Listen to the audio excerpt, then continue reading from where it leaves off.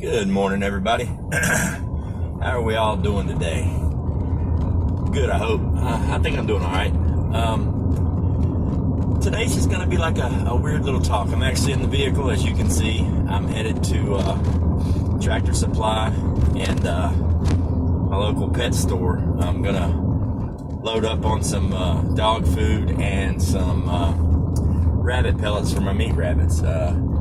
They've, believe it or not, got them on sale. I can get a 50-pound bag of rabbit pellets for like $15, which is really, really good. And since I'm going to start breeding here this month, I want to go ahead and stock up on quite a bit of rabbit food, especially with the price that it's at. As far as the dog food, Buddy, you guys know my service dog. He's actually a legitimate, real service dog, professionally trained. And the school that provided me with Buddy, and which provides me with service dogs for my entire life. When Buddy retires, they'll bring me a new one. They have a generous donor that actually pays for every graduate's service dog's food, part of their vet bills, and things like that. So every month I get a big bag of dog food for Buddy for free. I just have to drive to go get it from a participating vet, which is awesome. Awesome, by the way. But I also stock up for him. I've got him food prepped for the dog food itself. I've got a 6-month supply of dog food for him, but I also have plenty of rice and beans because that is a good filler and a good supplement to just dog food. And you know, vegetables are very good for dogs. So he's at a minimum of a backup on food. So he's good to go for a while. The reason I wanted to really do a little chat today was actually a couple different things. Number one, you know, I got to thinking about this, you know, this JBS food situation. And, you know, apparently they're either back up and running completely or at least partially, which is good. You know, and then it fed me into the gas line being hacked and all these other things. And I'm going, wait a minute. Something just doesn't make sense about all of this. And you know what it is? Nobody was panicking. Where's the panic? I mean, think about what I just said for a second. Nobody was panicking. Where is the panic? We as Americans, we panic over the smallest little thing. I mean, it's like, and all of a sudden, our oil and gas gets shut down, but there's no crazy media panic. There's no, the sky is falling like we usually get with any other small little thing. The largest meat producer in the world gets hacked, and there's no panic. There's like a nonchalant mention of it, you know, let's get back into politics, you know, but there's no panic. Why? I can only come up with one reason why there's no panic, is because they knew it wasn't going to be a long-term thing. You know, I remember distinctly, you know, in the military, for example, you know, when I was learning to fire a weapon, or had just got issued a new weapon, and I would take it out to zero it to learn how to operate it and how the weapon system functions. Well, you don't go out onto the range and try to zero your weapon at a 300-meter target. All right, you have a zero target. It's usually about 25 meters, and you zero your weapon and you get it dialed in, and then you start reaching out and touching further and further and further away, and before you're long, you're at 300, 500, 600 meters consistently with this weapon. Now, if I would have went out onto that same range with the same weapon without zeroing at a 25-meter target and just tried to reach out and hit a 300-meter target without knowing where my zero was and my center was, I'm all over the place. I'm doing Kentucky windage like it's nobody's business, and I'm probably still not going to hit that target for a while. So take that exact example and bring that into what we're dealing with now with all this got hacked, that got hacked.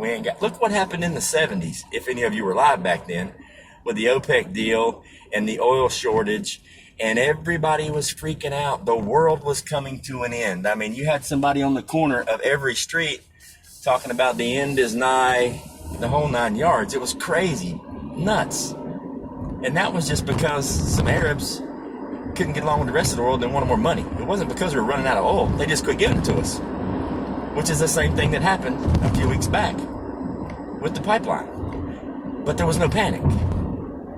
I mean, just let that sink in for a minute. It hit me last night, and I'm like, wait a minute, why aren't people freaking out? We don't have any oil. They shut it down. They're in control of the computers, which means if they can get in once, they can get in again. Which means maybe the reason they got in shallow the first time and took a cheap payoff was to just establish a foothold in that computer system so they can go back at any time they want to and really do damage. Now imagine that same scenario, virus, whatever you want to call it, for a computer system. Imagine that working the same way for this JBS thing with the meat. So I mean, there's potentially a future issue of somebody else having complete autonomy and control over not the production, but the distribution of fuel and the distribution of food. And it's like I was saying yesterday, those processing plants, they're not there to raise the meat. They have enough food on hand to feed the animals up until processing time. So if the processing shuts down, you got meat dying on the hoof because they can't feed it. And now mix in the whole test that happened with the Suez Canal and the global food supply chain and how that works, and I'm going, man, if you think about it, there's a recipe for a lot of chaos and disorder going on, but nobody's upset about it. Literally, nobody's upset about it. Why is that? I mean, it makes absolutely no sense to me. And as a prepper and as preppers, that is a huge red flag. That is chaos brewing. I'm like, nobody cares. It absolutely makes no sense. And I just wanted to pop in here this morning and talk about that because, all right, it's June. Nobody's freezing. The weather's nice outside. You know, unless you're in Alaska, and it's still pretty nice up there. Comparatively, it is summertime.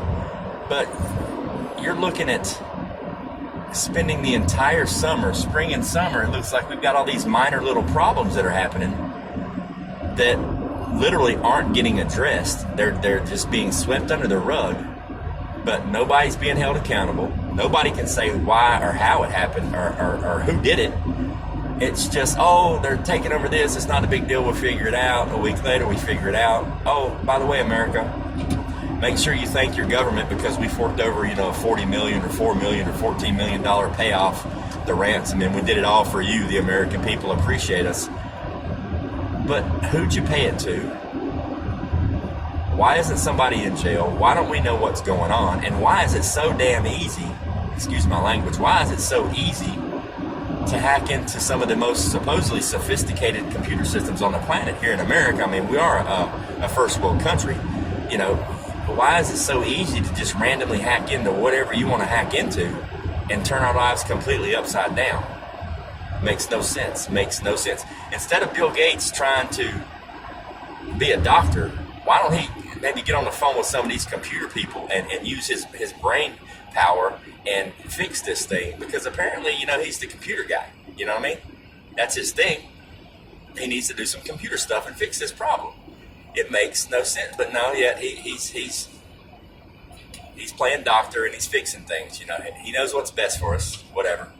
It's just, and this isn't like a fear-monger thing. I'm just stating actual facts that we have seen in the last month to 2 months or longer.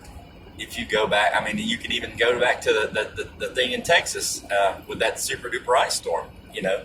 It was like somebody said, hey, Texas has its own power grid. We can secede. We can do this. We can do that. Texas can be independent. And the guy, whoever's in charge of all this stuff, said, hey, hold on to my beer. And then all of a sudden, Texas went into the deep freeze for 2 weeks and people died. None of it makes any sense. It's like as soon as something looks good and is performing the way it's supposed to perform, some kind of crazy stuff happens and nobody knows why. And it makes no sense. For me, something's going down.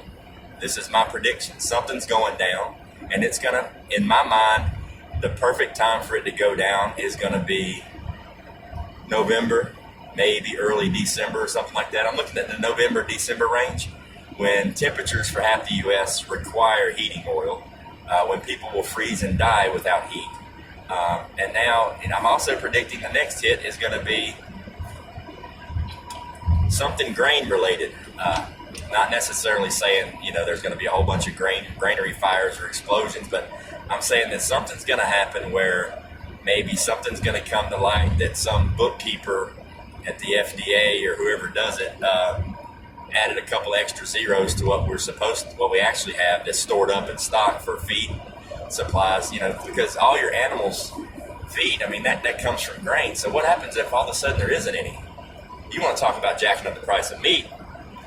Now you're talking some serious stuff there. So I'm looking at another computer hack.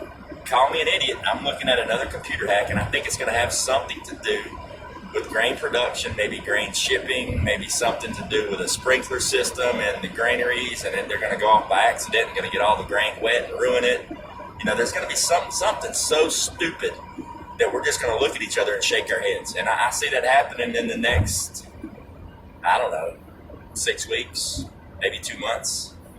I think the snowball effect is going to keep coming. They're going to keep us bouncing from one thing to the other so we don't get focused on the actual problem, which is, what I'm talking about. And that's just it. I just wanted to kind of come on here and share with you guys some ideas that I had last night when I was sitting around thinking, none of this makes any sense. People should be freaking out, and they're not. Americans freak out over dumb stuff, but nobody's freaking out over this, and it doesn't make any sense to me. All right, you guys have a good one. We'll talk later.